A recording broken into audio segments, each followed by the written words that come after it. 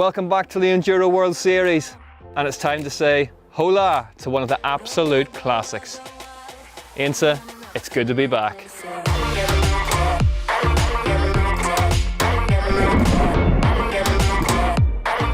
Oh, we all have our favourites, don't we? And to be fair, this place is one of the Enduro World Series absolute classic venues. We haven't been here since 2015 when it was, let's just say, slightly inclement. But since then, both the teams and the riders have been aching to get back. Now, this 11th century fortified town has seen its fair share of battles over the years, and the most recent was fought on Friday night at the Untimed Prologue event.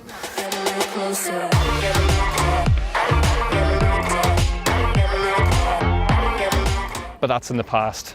It's time to start the action properly and head to the stages.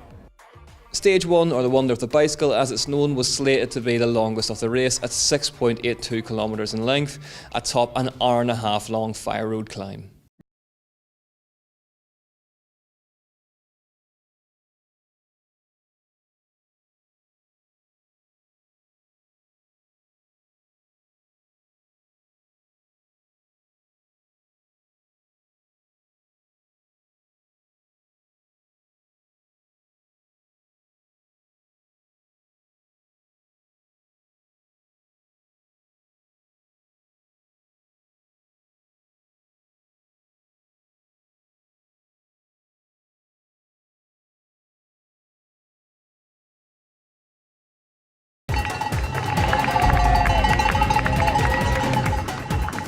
First goal of the day was not to be catching up by Cecile, which was okay.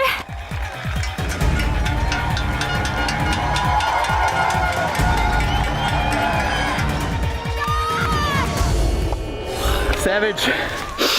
So hard to know how to push and feel like you're losing loads of time to the other dudes.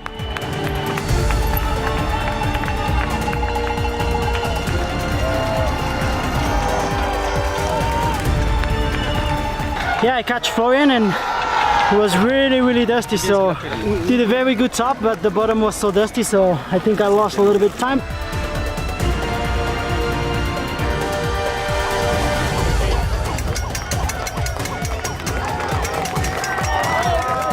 Bit of climbing, a bit of pedaling, so it's definitely physical, but you know, I like this place a couple of years ago and trying to carry that same momentum this weekend. Yeah, I like it. The very first stage was comfortably the longest of the race and represented an extremely physical test in the 30-degree heat. Cecile Ravenel opened her account with a stage win ahead of Isabelle Corderier and the in-form Noga Carême. Richie Rude exploded out of the gate and won the first stage of the race by 8 seconds from Damien Autun. Martin Mays was third. Now, this weekend the Enduro World Series is being hosted by the Festival Zona Zero Sobrarbe. Spain has long been in love with bike racing, and this region in particular is mad for mountain biking. We're just south of the Pirinéus, and the hills behind me are perfect for enduro racing. It's been 3 long years since we've been in Spain, and it feels pretty good to be back. So let's have a closer look at what the racers will be facing over the next 2 days. Race distance is approaching a whopping 70 kilometres. The second stage was a 2.25 kilometre fast rocky descent. Stage 3 featured when we were last here in 2015, and Stage 4 would be the last test of Day 1 and was just under 800 metres in length. Day 2 kicked off on the other side of Ainsa with its longest stage, the 2.9 kilometres of Stage 5. Stage 6 was perhaps one of the most physical of the weekend before the final challenge of Stage 7 and the short return journey back to town. Now, we did mention battles earlier on in the show, and to be honest with you, that's probably the only word fitting for what's going on in the overall points chase at the minute. In the women's race, Cecile Ravenel has been nothing short of unstoppable all season, but she still can't seem to shake Isabelle Corderier, who, thanks to finishing no lower than second this year, trails her by just 300 points. As far as the men's race is concerned, that Whistler win has put Martin Mays right back in the hunt. He trails series leader Sam Hill by 560 points with 1,000 left up for grabs. In short then, it is all set up beautifully. Let's head back to the action on Stage 2. Stage 2, Saint Bizien, was Day 1's second longest at 2.25 kilometres and saw the riders plunge through the woods towards the village of Torreliza.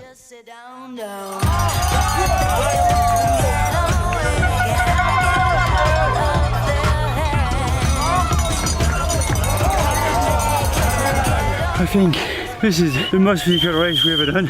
All the stages are so physical, it's crazy. Oh, but my legs, it's done. Not what I wanted, not even close to what I wanted. Lately, like in this season, I would always struggle to start pushing when it matters. And then I found myself in a headspace where I was like, time is now, just go.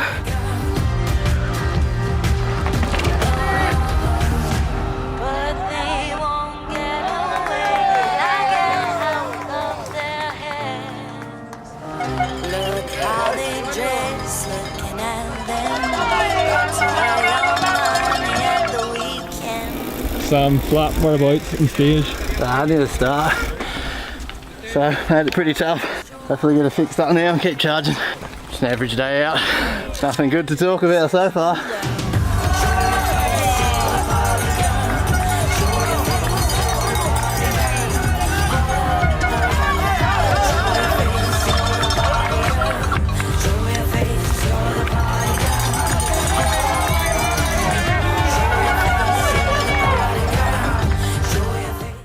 The winner of the French round in Olarg earlier in the year, Richie Rude, struck again with a win on 2. Martin Mays was second on the stage, and in a display of incredible sportsmanship helped his main title rival Sam Hill fix a front puncture. In the women's race, Cecilia Ravenel was busy doing what she does best, and after another win on 2, had now amassed a lead of over 38 seconds. The third stage of the day is the first to have featured in the 2015 instalment. Known as the Coffin Trail, it's an ancient footpath once used for transporting the dead. Cecilia Ravenel made it a hat-trick with her third stage win of the day on free. Anita Gehrig made it home in second and was now on the march in the overall standings. Isabel Corderia was still holding on to second place, however.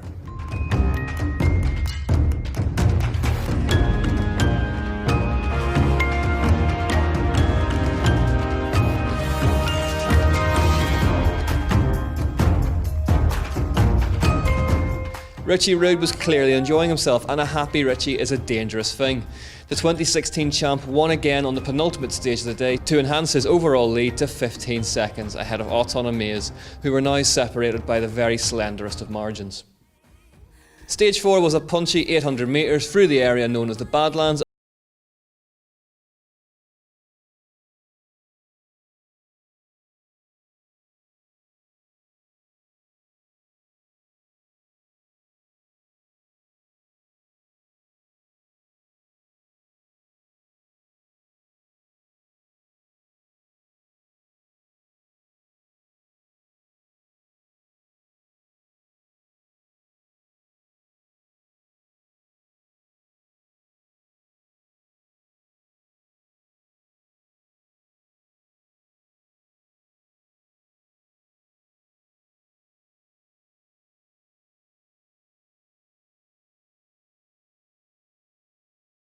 It was a tough day with the 2 first stage and 2 first transfers, but after stage 3 and 4 was pretty good.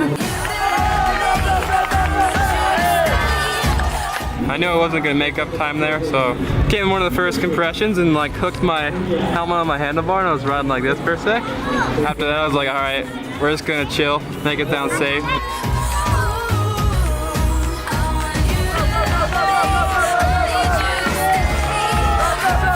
It was really good.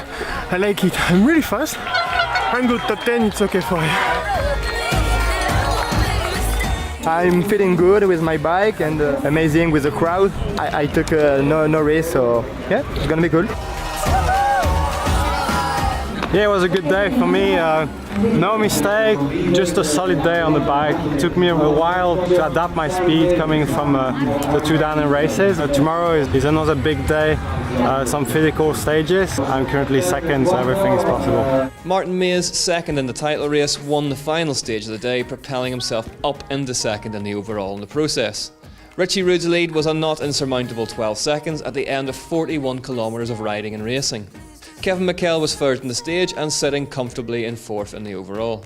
Cecilia Ravenel made a clean sweep of the stages for day 1 and extended her lead to 51 seconds in the process. Isabel Corderia was holding station in second, and Andriane Lanfian-Nadeau rounded off an impressive day in third.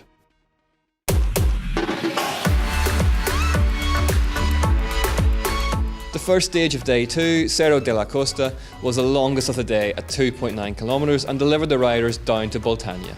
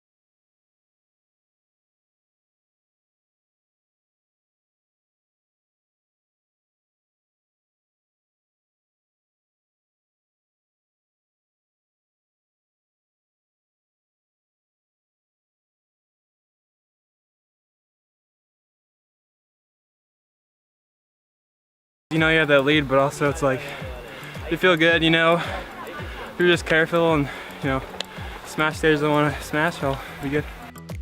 Day 2 got off to a start with a narrow win for the overnight leader Richie Rude, who clearly reckoned that attack was the best form of defence. Cecilia Ravenel seemed to be of the same opinion and won the day's opener, and the results of which mirrored the overall, with Cordelia and Lanfear in close contention.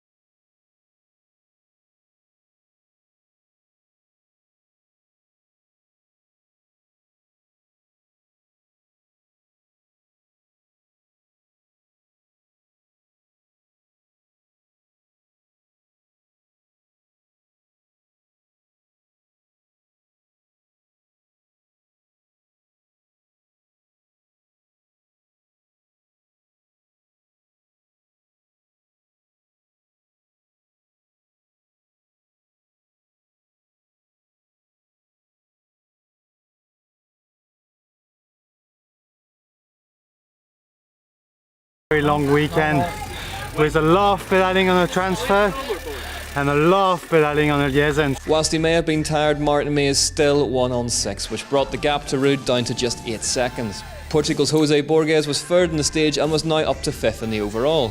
The penultimate stage of the weekend saw Isabel Cordelia take the win, ending Cecilia Ravenel's undefeated streak of 11 competitive stage victories. Third place went to Lanfear whose grip on a podium spot was now looking secure. Could Mays reel in Rude? Stage 7 was to be his last chance to do so. The final stage of the weekend was 2.35 kilometres in length and brought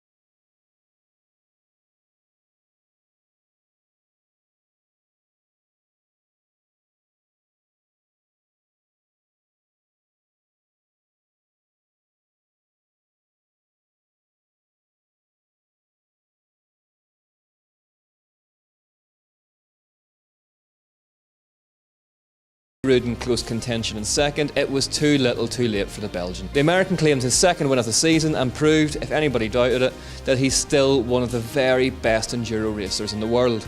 Any hopes of May stealing a march on the title leader were extinguished with a quietly impressive salvage operation from Sam Hill, who rode his way back from 128th after stage 2 to 11th.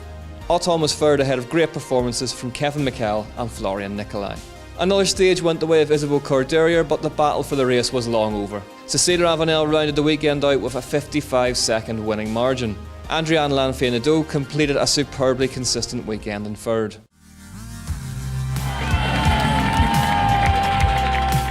Damien, right at the sharp end of the race all weekend. Happy with your performance? Yeah, really happy. Like I said, those two guys in front of me was stronger all the weekend and faster, so I was consistent and feel good on the bike all the weekend, so really happy to go on the podium. Adrienne, third place, congratulations. You held on to that lead overnight. Was there much pressure today? I knew I made the mistake in Whistler to let it slide, and I just knew I had to keep my riding smooth today, so I focused on my riding instead of focusing on keeping the third place, and worked out. I mean, you've had a remarkable 2018, but how good would it be to finish it off with a win? Yeah, obviously I've been racing a bit of downhill in the last couple of weeks, so maybe I've lost a bit of fitness, and I kind of took this race as a training maybe to be very strong for finale. And I think everything happened for a reason, and I think Richie really pulled it off for Jared Grave this weekend, and we're all with him obviously. But you won some stages today. That must give you a lot of confidence as we head to the last round of the season as well. I was really surprised to win these two stages because they were a lot physical, and usually I quite struggle on this, so definitely work pays off, so I'm pretty happy with that, and yeah, give me confidence to go to finale because I know it's also quite physical there. Cécile, your 7th win of the season. How was this one? It was tough.